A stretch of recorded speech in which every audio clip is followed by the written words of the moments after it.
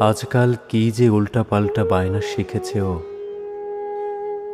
যখন তখন এসে বলবে ওর একটা আকাশ চাই।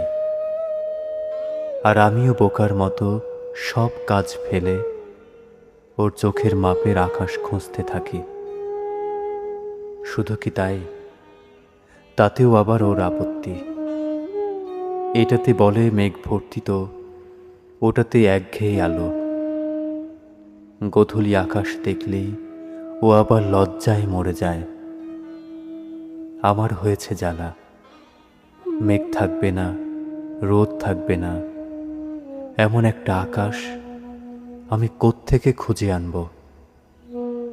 গোলাপ হবে অথচ কাঁটা হবে না, রংটাও আবার লাল। এমন আবার হয় নাকি? একটা কথা আমি কিছুতেই বুঝতে পারছি না। ভালোবাসা বুকে এসে বসলেই মানুষ কেন পাখি হতে চায়?